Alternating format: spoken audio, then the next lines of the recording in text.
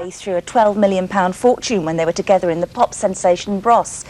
Broke, exhausted and bitter, Luke finally turned his life around to emerge as an actor. A very good actor too. And it's paid off. He's now starring in Blade 2, a huge Hollywood blockbuster. Oh, and for the first time in his career, he's really, really ugly. You want me so bad, Blade? Here I am. Why kill me? You and I, we have the same enemy. We want the same thing.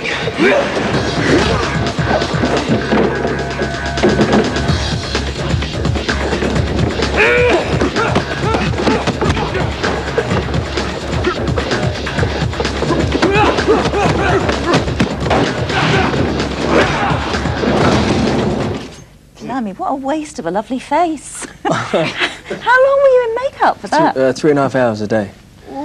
We started out just over 4 hours a day. And then we did many incarnations. We designed it was really thick at first, and that's still thick there. That's gross, look at it. What's happened to your head? I know, that's for real, that over there. Oh, yeah. I got clipped. No, but we got it down to about 3:15, 3:30 every day. Yeah. And the story is, well, it's a sequel, obviously, to Blade 1. And it's, when I was reading, because before I saw the clips, and when I was actually just reading the synopsis, I thought, this just sounds such a hoot. I mean, the genetic mutations of vampires and stuff like that. So that they enjoy daylight. Yeah, the strange thing about this film, when I got the script, Guillermo del Toro, the director, fantastic director, is working with the writer of Blade 2. I'd just done a movie for him, another Wesley Snipes movie called Zigzags, which I think we spoke about before. Yeah, we did, yeah. Which comes out next, although we've already filmed that. And we basically, on the page, there wasn't really the same kind of, motivation that they ended up being. There was like, I leant very heavily towards the father and son issue of the character, and then there was like a reluctant nemesis with me and Blade. So it was lots of twists and turns. Like the first one's kind of cool vampires in suits, and this went much more back to the Nosferatu kind of creepy vampirism, underworld of vampires. So the Hollywood risk has paid off for you, hasn't it? I mean, I think we spoke to you just before you were about to embark on that, and there were question marks popping up all over your head. You were being very modest about it, and saying, "Well, if it doesn't work, I'll try something else." Yeah. It's worked. It's paid off. You know what it's like. I mean, you guys are chameleons as well. You're doing different shows at different times, and you're doing different. And sometimes people respond in different ways. And for me, it was like, you have a ceiling, and sometimes that ceiling looks very, very solid, and you tap it, and you realize it's like an eggshell. You realize it's like the sky is the limit. And it was a risk, you're right, but financially as well as time, and also, creatively, being inspired. It can be boring trying to achieve things. And when I went to Los Angeles, it was a case of the first 2 years, it was just really auditions and just trying to make it work, after theatre. But I mean, what you because you went through this roller coaster ride with fame earlier on, I get the impression now, I think I've said this to you before actually, that you're much more laid back now. You really, I mean, that must have taught you a lot, and therefore, presumably, you won't ever let that kind of, those kind of expectations force you into a corner again. I think what it's, you guys are like household names in this country, so I'm sure you can't go anywhere without people realising who you are. And at first, I think when you first have fame, you're dictated by fame. And, I can't go here, I can't walk into, a burger place and get a burger, I can't go here, wherever. And you realise after a while, you just have to live your life and be who you are and have a continuity, like sitting here now on TV. Or bumping into someone maybe later on the gas station, I'm going to be the same human being. When you're younger, you think you have to live up to something, and the bottom line is if you can be successful being yourself, it makes fame, it makes the whole fame game, it makes success so much more enjoyable. Well, I don't know about fame, but it's, I mean, you've said this, it's certainly true that, I mean, the way that we came into, in a very modest way, and still it is, whatever, thank you for what you said, but it really is a very modest kind of success that we've had.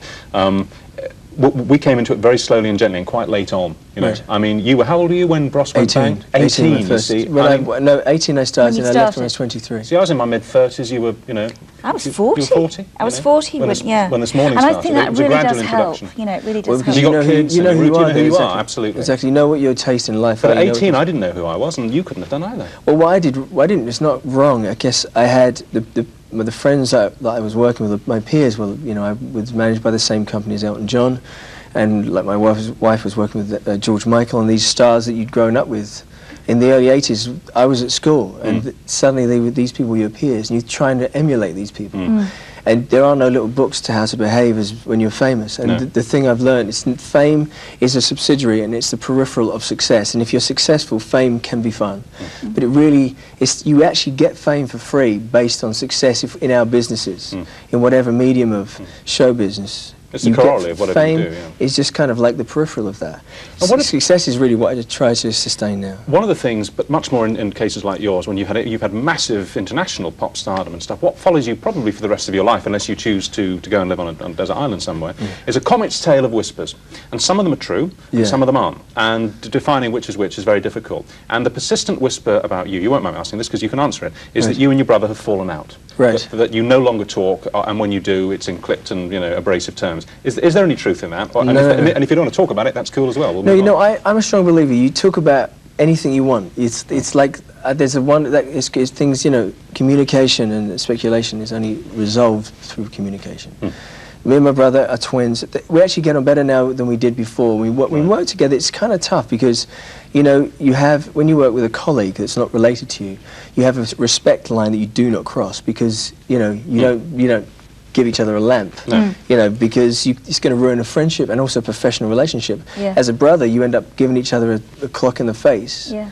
Look at the Davis brothers and the Kinks. Constantly fighting. Even Oasis or anybody, anyone who has, because what it does, it's not that they hate each other, it's just that they don't, creativity can be incredibly emotive, and there isn't a right or a wrong with creativity, and so it becomes in the realms of opinion, and that's where things can go pear-shaped. Matt is extremely talented in his own right, and he lives in LA, doesn't he? And he's still involved with music.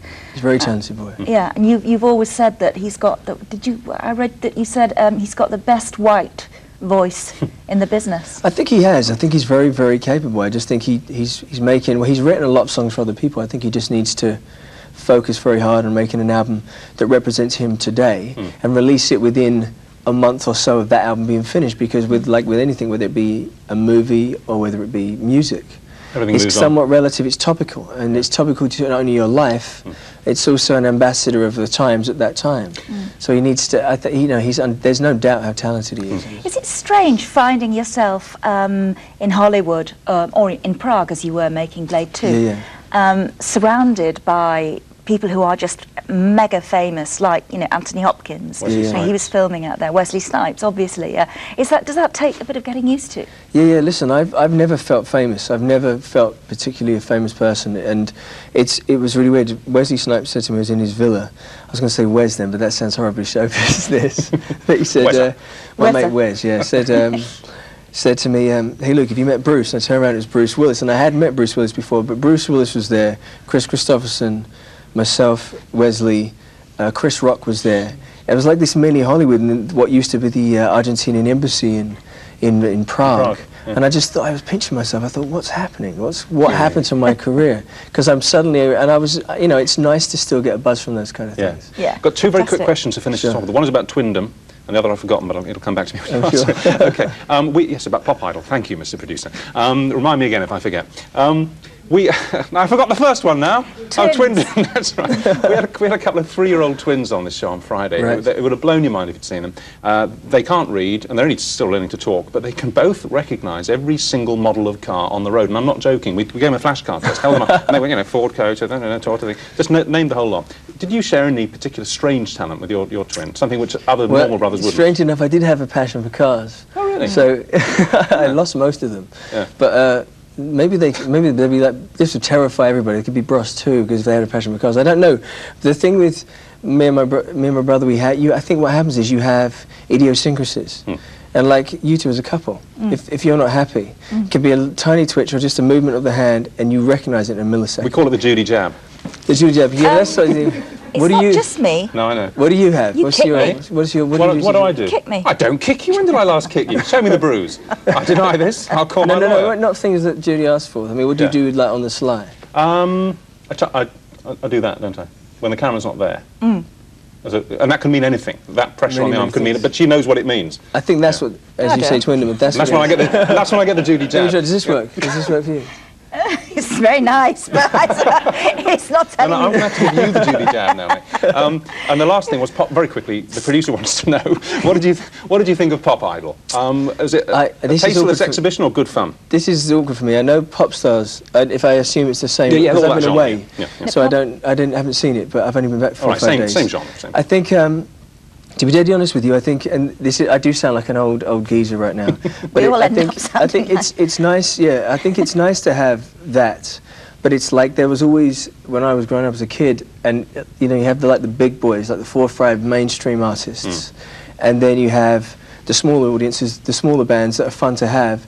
But I think the main people probably thinking, what is he saying this for? Because I used to be in a pop band, but it was still motivated by experiences. And I think when you listen to a band, you can be inspired by them at different ages because it's written about their lives. Like Oasis. This takes the level of being contrived to the next level for me. I know it's not catering for me, but I hope record companies, I could put it many ways, I hope they can be a bit braver than they've been recently and sign some talent, because I know some wonderfully brilliant Well, it's artists. no coincidence, isn't it, that Britain no longer has a single act in the American top 100. Exactly. 30-something years we don't have 38. any. 40, nearly 40, 38. 38.